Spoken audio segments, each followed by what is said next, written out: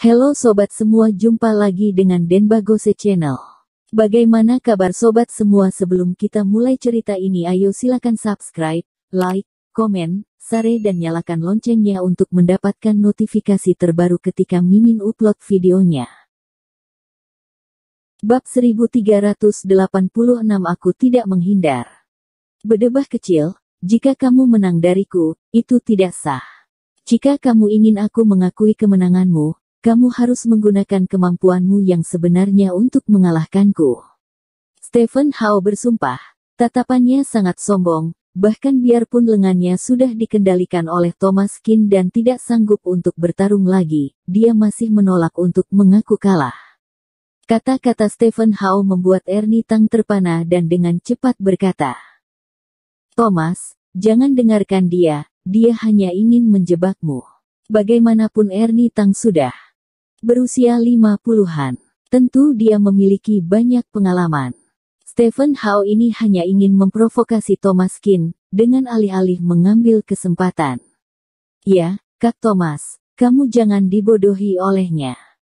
Vivin juga sangat khawatir, Kak Thomas bersusah payah berhasil menghentikannya. Jika dia benar-benar dilepaskan, bukankah dia seperti mengangkat batu tapi malah jatuh tertimpa kaki sendiri? Dan dia pasti tidak akan berakhir dengan baik. Stephen Howe ini sepertinya berhasil mengikat Thomas Keane, tatapannya penuh dengan sentuhan provokasi. "Aku sudah cukup memberimu kesempatan. Kamu masih bisa begitu berlagak. Benar-benar mempesona dan percaya diri. Aku akan meladenimu bermain." Setelah berkata, Thomas Keane mengabaikan Vivin dan Ernie Tang, lalu maju dan mencabut jarum perak di leher Stephen Howe. "Benar-benar seorang pria baik, kali ini kita berdua akan melakukannya dengan senjata sungguhan." Stephen Howe penuh percaya diri, memutar lehernya, napasnya menjadi cepat, dan dia sangat bersemangat. Tadi karena ia kurang fokus langkahnya telah diperhitungkan Thomas Keane, kali ini jangan berharap bisa punya kesempatan seperti itu lagi. Ceroboh. Vivin mengeluh tanpa henti, dan Thomas Keane akan bertarung dengan Stephen Howe dengan senjata sungguhan.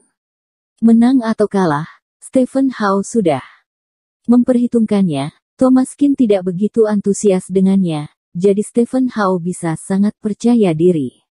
"Ayo, aku akan mengalah 3 langkah untukmu. Selama kamu tidak memakai trik-trik konyol, kamu sama sekali bukan iawan saya." Stephen Howe melambai pada Thomas Keane. "Oke, aku tidak akan sungkan." Thomas Keane segera bersiap, melangkah ke depan, mengepalkan telapak tangannya, dan meninju, cepat seperti guntur, auranya seperti pelangi. Wajah Stephen Howe berubah dan dia merasa tidak enak. Tapi Thomas Keane sudah mengarah padanya, dan pukulan ini sangat terarahkan. Stephen Howe tak bisa menghindar lagi. Awalnya, dia meremehkan Thomas Keane, tapi pukulan Thomas Keane kali ini sedikit membuatnya terancam. Anak ini, rupanya diam-diam hebat juga. Stephen Howe berpikir dalam hatinya, tapi sudah terlambat untuk mengatakan apapun. Pukulan ini sama sekali tak terhindarkan oleh Stephen Howe, dan langsung mengenai dadanya. Rasa sakit yang hebat membuat Stephen Howe hampir pingsan, suaranya seperti tersedak, dan darah yang hampir muncrat dari mulutnya tertelan lagi. Kamu tidak memberi aba-aba." Mulai, langsung menyerang tanpa terduga. Stephen Howe memelototi Thomas Keane, bergumam di dalam hatinya. Pukulan itu mengguncang organ dalamnya dan seolah-olah akan meledak. Bagaimana bisa pukulan itu sangat bertenaga? Tetapi fakta berbicara lebih keras daripada teori-teori belaka, dan Stephen Howe dipaksa mundur oleh Thomas Keane. Sang ahli kalau sudah keluar, pasti dapat dikenali. Tapi pukulan keras dari Thomas Keane tadi belum pernah ia lihat dan dengar sebelumnya. "Kamu yang bilang akan mengalah 3 langkah untukku, ini hanya langkah pertamaku." Thomas Keane berkata sambil terkekeh. Pada saat ini, memanfaatkan kesempatan, pukulan kedua dilayangkan Iyagi, menyerang ke bawah, seperti harimau ganas turun gunung, dengan kekuatan yang tak tertandingi. Stephen Howe dipukul lagi oleh Thomas Keane. Kali ini tulang belikatnya seperti roboh dan patah. Stephen Howe kesakitan, menyeringai dan menggertakkan gigi. Ekspresi wajahnya menunjukkan sakit yang ia rasakan. Thomaskin sama sekali tidak mendengarkannya. Untuk langkah terakhir, tinjuannya sangat terarah dan fokus. Gigi depan Stephen Howe langsung patah oleh Thomaskin. Darah muncrat terus, dan aliran darahnya itu seperti sulit terkendali. Stephen Howe sampai menangis tanpa air mata. Kenapa dia harus berlagak, mengalah 3 langkah untuk Thomaskin? Sekarang ia terkena akibatnya sendiri. Kamu tidak memberi aba-aba mulai. Aku tidak bisa menghindar. Stephen Howe menggertakkan giginya, matanya sangat lemah, tapi dia juga sangat panik. Pukulan bagus Kak Thomas. Vivin melompat setinggi 3 kaki dengan penuh semangat, tatapannya membara, karena Kak Thomas akhirnya membalaskan dendamnya. Melihat Stephen Howe dipukuli dan tidak bisa melawan, Vivin bahkan bersiap, ingin meninjunya lagi. Menang. Kang Santang dan ibunya juga sangat bersemangat. Mereka dengar sendiri taruhan antara Thomaskin dan Stephen Howe. Saat ini, mereka tidak khawatir lagi sama sekali.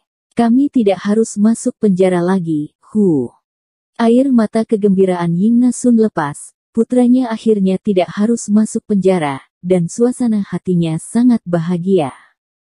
Di saat yang sama, wajah Johanna Yu menjadi sangat malu. Stephen Howe benar-benar kalah. Bagaimana itu bisa terjadi? Dan dia kalah tanpa melawan, benar-benar tak berdaya.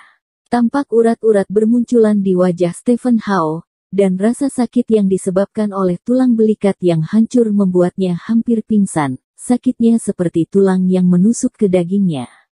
Sakit yang menyayat seperti itu tidak bisa diungkapkan dengan kata-kata.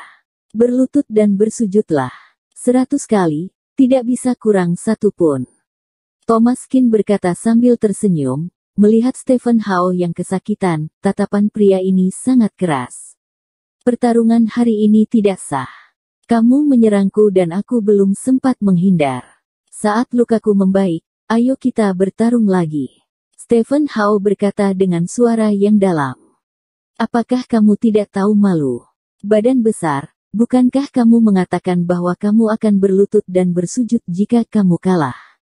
Vivin memelototi Stephen Howe. Orang ini berubah pikiran sesukanya dan bahkan ingin lari dari janjinya. Terus kenapa? Aku sama sekali tidak menyerang balik. Aku adalah korban. Aku tidak menghindar. Makanya aku terpukul olehnya. Kemenangan yang tidak sah. Orang yang berlatih bela diri sangat menjunjung tinggi pertarungan yang adil. Ini tidak adil. Saat aku baikan, kita akan bertarung 300 ronde. Stephen Howe berkata dengan serius. Apakah bisa sesukamu untuk mengulang pertarungan? Apakah bisa sesukamu memutuskan ini tidak adil? Apakah kamu menganggap aku hanya bermain denganmu? Thomaskin mencibir. Lalu kamu ingin apa? Sekarang aku ini tidak melawan. Kalau kamu berani memukulku lagi, aku akan memanggil polisi. Stephen Howe mencibir, bermain banyak tingkah. Palingan kita akan rugi bersama. Lagian, aku punya videomu di tanganku, mau masuk penjara. Aku akan mengabulkannya. Jangan, kamu tidak boleh melakukannya, Thomas. Apakah kita tidak bisa kasih uangnya saja? Ying Nasun tiba-tiba terpana. Karena dia takut Stephen Howe benar-benar cemas, lalu dia akan menyeret mereka dan membawa videonya ke polisi. Kalau sudah begitu sia-sia mereka datang hari ini. Kasih uang. Apakah kamu punya uang? Kalau punya, kamu kasihkan saja. Thomaskin memandang Ying Nasun dengan mata dingin. Ying Nasun seolah mati sesaat, mukanya malu. Dia mengepalkan ujung bajunya dengan erat, tidak tahu harus berbuat apa. Sekarang masih sempat untuk memberikan uangnya. Jika aku berubah pikiran, maka kalian akan menderita. Ekspresi Stephen Howe seperti babi yang tidak takut dengan air mendidih. Bagaimanapun, sekarang videonya ada di tangan mereka, dan dia bisa bertindak sesukanya.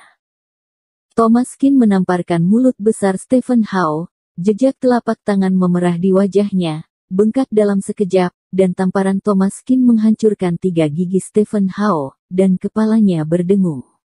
Kamu berani memukulku.